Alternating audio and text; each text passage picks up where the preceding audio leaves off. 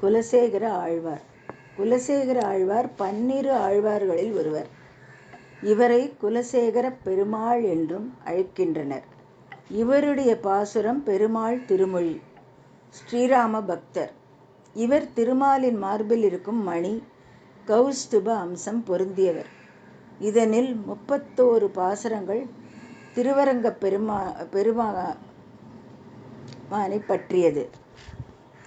பெருமானை பற்றியது. பெருமாள் திருமொழியில் 10 பாசுரங்கள் ராமபிரானுக்காக பாடப்படும் தாலாட்டு பாடல்களாக அமைந்துள்ளன. மன்னு புகழ் கோசலை தன் மணிவயிறு வாய்த்தவனே, தென்னிலங்கை கோன்முடிகள் சிந்து வித்தாய் செம்பொன் சேர், கன்னி நன்மா மதில் புடை சூழ் கணபுரத்து என் கருமணியே, என்னுடைய இன்னமுதே ராகவனே தாலேலோ. திருமலை ஆண்டவர் சந்நிதியில் ஆண்டவனின் பவளவாழை எக்காலும் பார்த்து கொண்டே இருக்க வேண்டுமென்றும், அதற்காக தன்னை அவர் கோவில் வாசற்படியாகவே வைத்துக்கொள்ள வேண்டுமென்றும் குலசேகரர் மனமுருக வேண்டிக் கொண்ட பாசுரம்.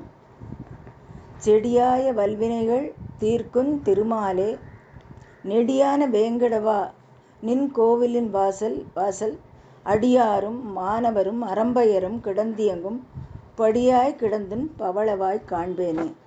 செடியாய வல்வினைகள் தீர்க்கும் திருமாலே, நெடியான வேங்கடவா நின் கோவிலின் வாசல் அடியாரும் வானவரும் அரம்பையரும் கிடந்தியங்கும் படியாய் கிடந்து உன் பவளவாய் காண்பேனே.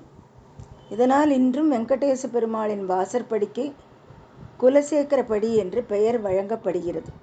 ஆண்டவன் எங்கும் நீக்கமற நிறைந்திருப்பான், ஆண்டவன் எங்கும் நீக்கமற நிறைந்திருப்பவன் என்ற காரணத்தால் ஸ்ரீரங்கநாதர் கோவிலிலும் கர்ப்பகிரகம் முன்னிருக்கும்படி குலசேகரன் படி என்று அழைக்கப்படுவதை பார்க்கலாம்.